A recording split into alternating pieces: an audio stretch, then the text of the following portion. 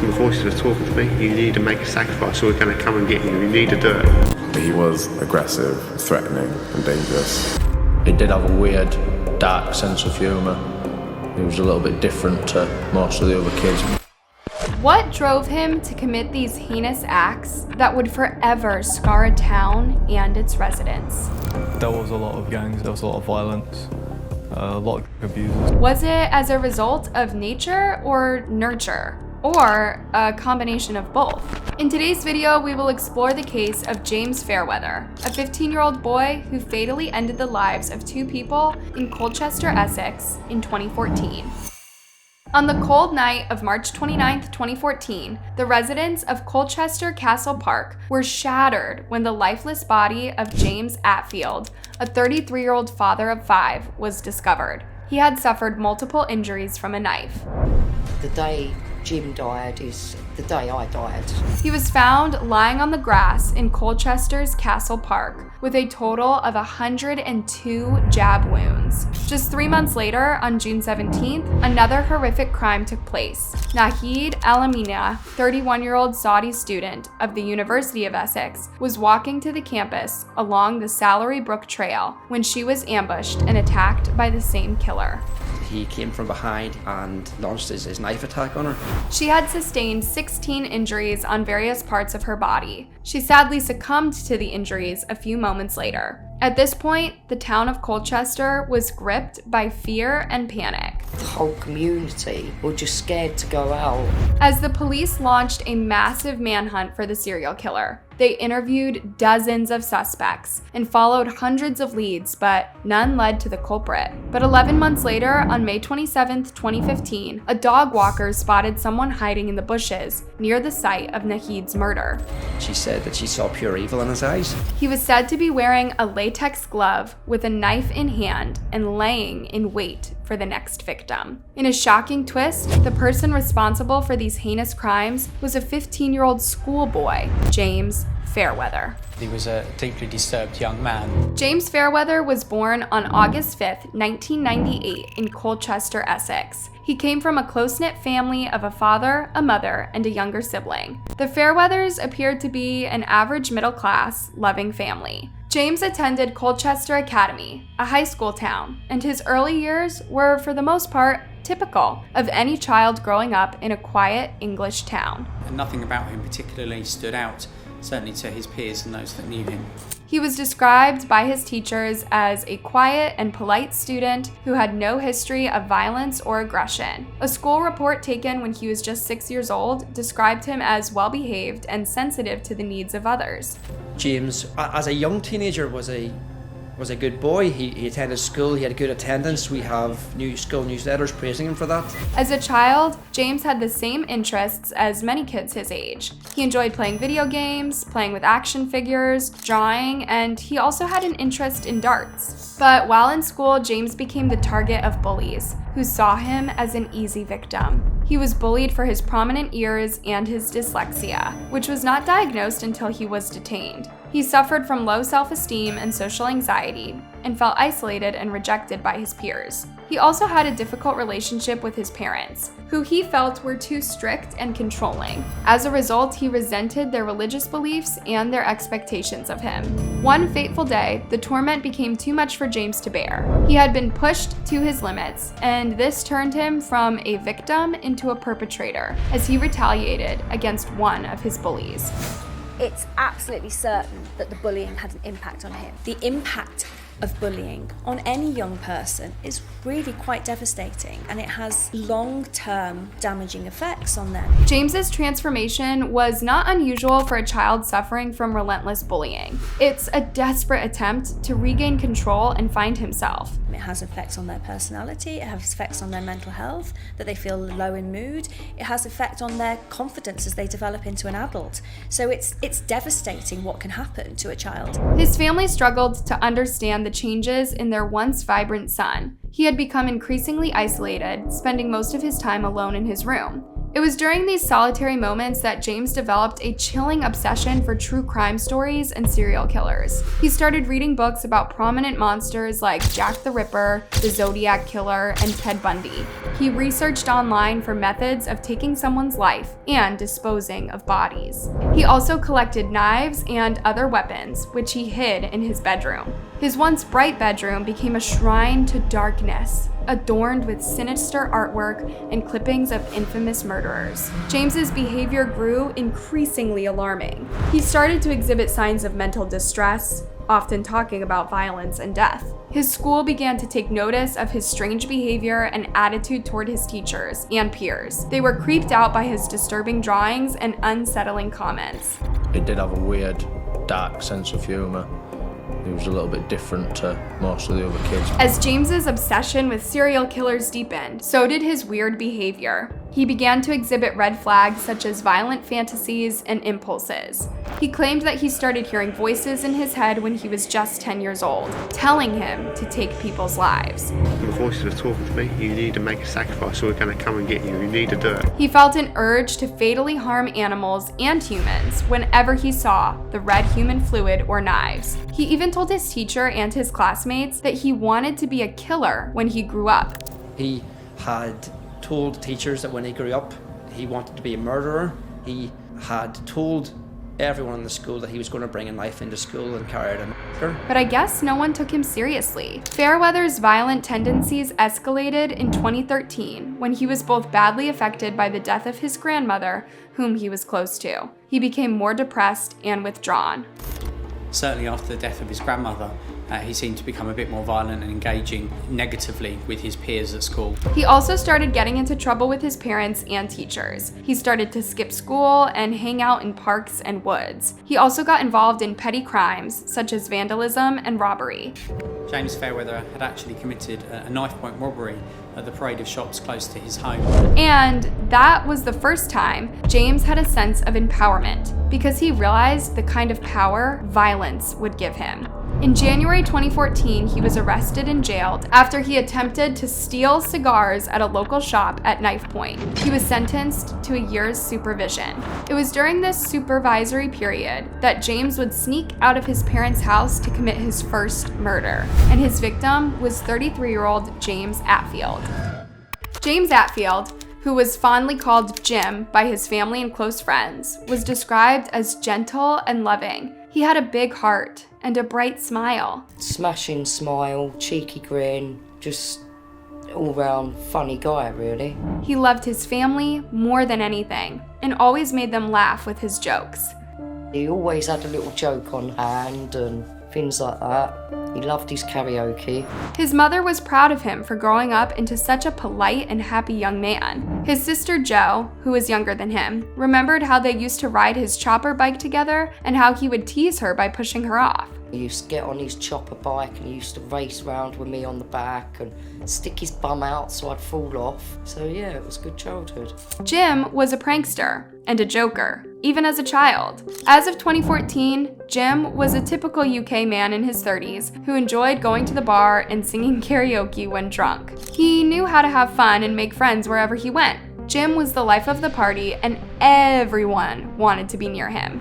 Jim had a happy life until a tragic accident changed everything. He was a young father of 5 with a loving girlfriend by his side. But in 2010, he was involved in a car crash on his way home and fell into a coma for 2 months. The doctors were ready to give up on him, but his mom refused to let them pull the plug. She insisted that they do everything in their power to save her son. And they did, as Jim miraculously woke up from his coma a few weeks later. But he was not the same person anymore. He had suffered severe brain damage that erased most of his memories. He didn't even know his own daughter's name.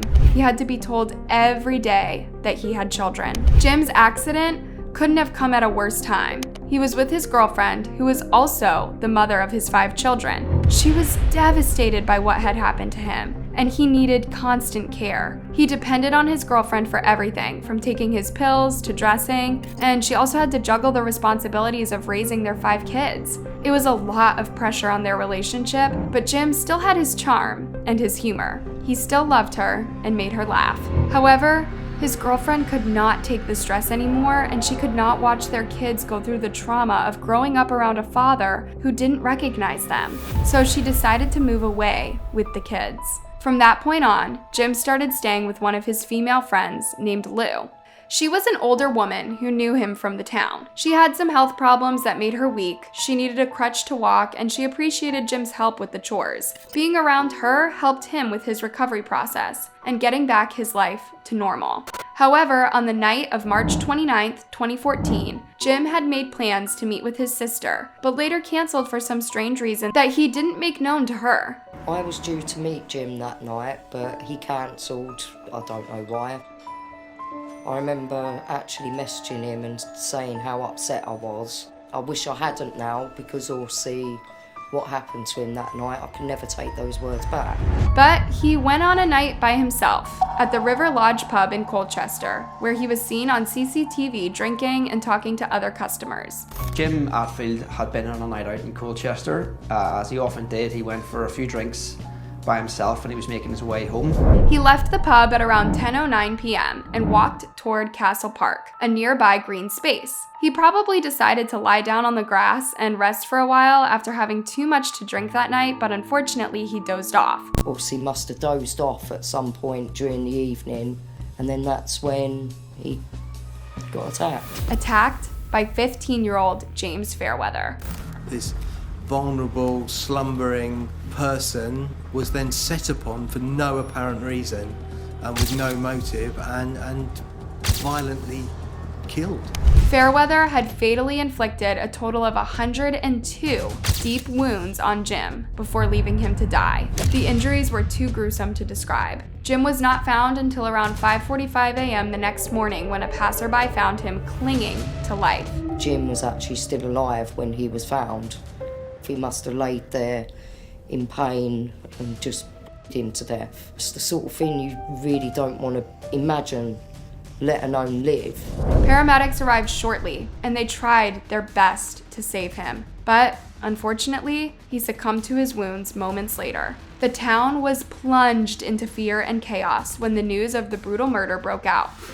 What was particularly scary was that James Atfield was such a vulnerable man who had no beef with anyone. He had no beef with anyone. So who could have done this to him, and why? The cops were baffled and frustrated. They had no clues, no suspects, no lead, no witnesses, no nothing. They scoured the crime scene for any evidence, but found nothing. There are now 4,500 exhibits in the system, and we continue to work our way through over 150,000 hours of CCTV. They released photos of the park path where Jim's lifeless body had been discovered, hoping that someone would recognize something or someone. We were given handouts of specific items of clothing that the police had interest in. The authorities urged the public to come forward with any information, no matter how small or insignificant. But efforts were in vain. The phone lines remained silent, and the email inbox remained empty. We had no sightings, no witnesses, no phone call had come in to say, oh, you know, there's a fight going on, there's a row, or there's someone acting strangely. No one had seen or heard anything. Jim's murder was a mystery, a random and senseless act of violence that shook the town to its core. The community was on edge. Parents were terrified for their children, and no one felt safe anymore. It was a race against time to catch the perpetrator before he struck again, and he did strike again 3 months later, but this time, his victim was a female, 31-year-old Nahid Al-Manir.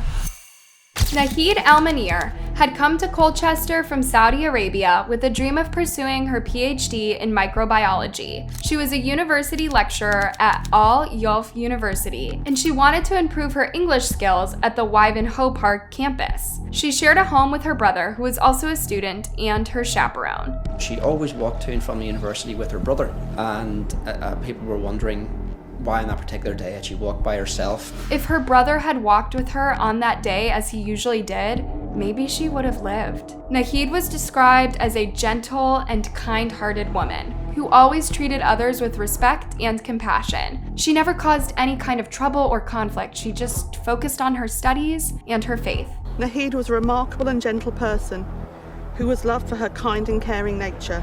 But her dream was shattered as she became the second victim of James Fairweather. On June 17, 2014, Nahid was walking alone to the university as her brother had left before her. She was unaware of the danger lurking behind her. Fairweather, armed with a bayonet knife, pounced on her from behind at around 10:30 a.m.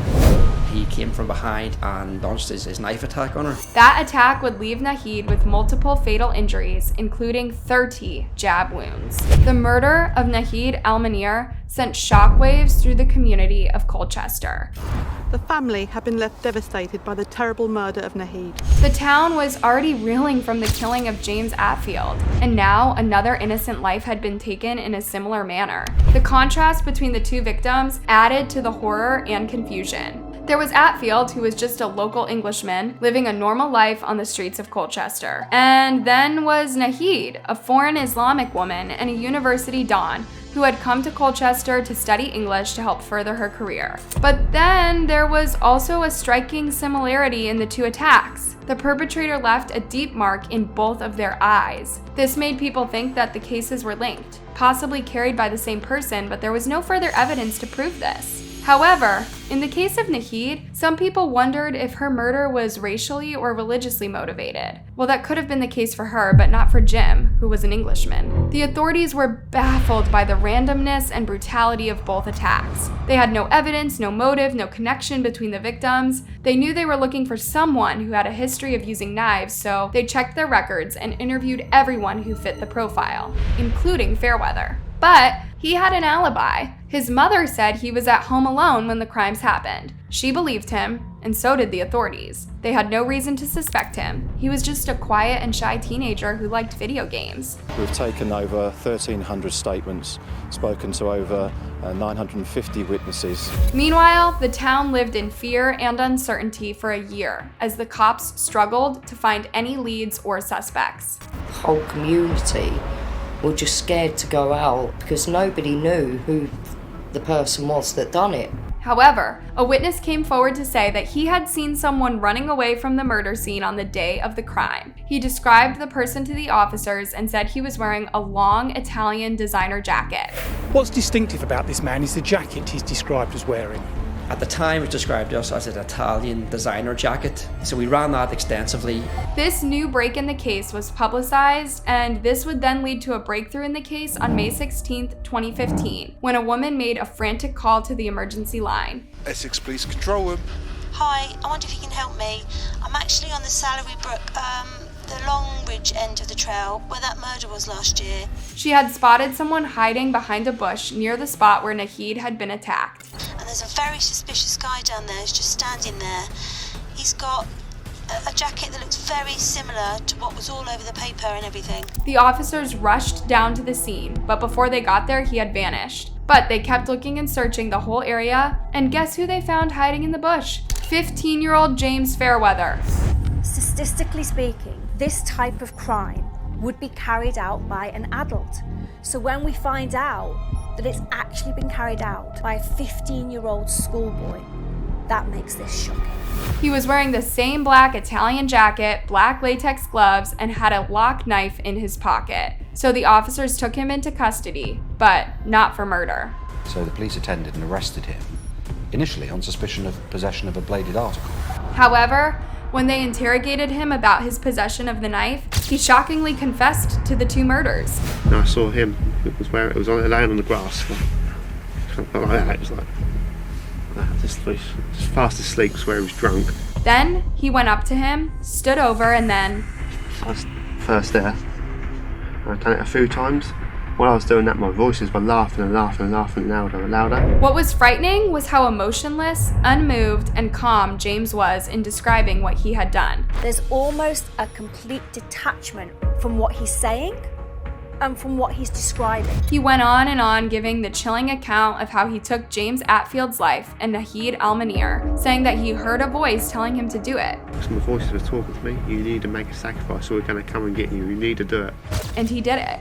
When asked about the items he used in the attack, he said he had dumped them in a river, hoping to get rid of the evidence. He also admitted that he had fantasized about having intimate relations with some of his female classmates and head teacher. He had hidden another knife and some latex gloves in his school blazer for his future victims. When his home was searched, the officers also found some very disturbing things that further confirmed how dangerous he really was and what more he was capable of doing, had he not been caught. When police searched the home of James Fairweather, they discovered a lot of violent movies and very violent content films as well, and also a number of knives were discovered in his home that seemed to belong to James. By now, authorities had enough evidence to charge him with the murder of James Atfield and Naheed Al-Munir. I attended court every day, and it was difficult, but I felt I had to do it for Jim. It was like heartbreaking sitting there listening to all the evidence. We walked out every evening with tears rolling down our faces in disbelief. During the trial that lasted about 2 weeks, Fairweather and his defense claimed that he was not guilty by reason of insanity. In contrast, the defense were not there to say that James Fairweather was not responsible for these killings in a practical, physical sense, but actually his mental state at the time meant that he couldn't be held accountable for his actions. To prove this, the defense built their cases around the voices in his head that told him to kill, and that he had no choice but to obey. They tried to establish that he had diminished responsibility due to his mental illness and his young age. If a person's responsibility is diminished, which would reduce a murder charge from murder to manslaughter. They hoped to reduce his charge from murder to manslaughter. Another twist in the case was that James was diagnosed with autism after his arrest. While this explained some of his behaviors, autism in itself does not make people obsessed with violence. A symptom of autism is a fixation, an obsession on something, but mostly that is on benign things, obsessions with things that don't harm. But with James, the case was different. What we see in this case is that James Fairweather was fixated on violent pornography, serial killers, murder, and that obsession grew to the point that on a daily basis he was fascinating about committing murder. While this recent diagnosis was understandable by everyone at the trial, it was still not a defense for any criminal charges, least of all, murder. Now the defense shifted their focus to his alleged psychosis, which also was diagnosed during the trial after he claimed to be hearing voices instructing him to hurt people. 3 psychiatrists said that they believed that James Fairweather did have psychosis. Psychosis is abnormalities in functioning in certain domains, for example, delusions and hallucinations. So hearing voices is the most common form of a hallucination. However, the prosecuting psychiatrist, Dr. Joseph, argued that neither autism nor psychosis was responsible for James's actions. The psychiatrist for the prosecution believed that James Fairweather was lying about the voices. He insisted that James knew exactly what he was doing when he carefully planned and executed the murders. The nature in which he planned the murders, he went along wearing gloves to cover up his fingerprints, knowing that his fingerprints were on the DNA database. He threw away the knife. Dr. Joseph's testimony was able to convince the jury that James Fairweather was not delusional or insane. He was, in fact, a lucid, organized, manipulative, and calculated brat who was able to cover his tracks after 2 murders. After 8.5 hours of deliberation, the jury found Fairweather guilty of both counts of murder. He was sentenced to life imprisonment with a minimum term of 27 years. He would be in his late 40s before he could apply for parole. During his lifetime, James Fairweather succeeded at one thing, and that was ruining his life and those of the victims and their families. But do you think James Fairweather was trying to get off with manslaughter by faking his psychotic symptoms? Or was he really in a psychotic episode when he committed the murders? Do you think anything in his childhood contributed to what he turned out to be, or was he just born evil? Please share your thoughts with us in the comments below. And if you have enjoyed this video, please give it a thumbs up and subscribe to our channel for more content like this. Thank you for watching. Until next time, stay safe.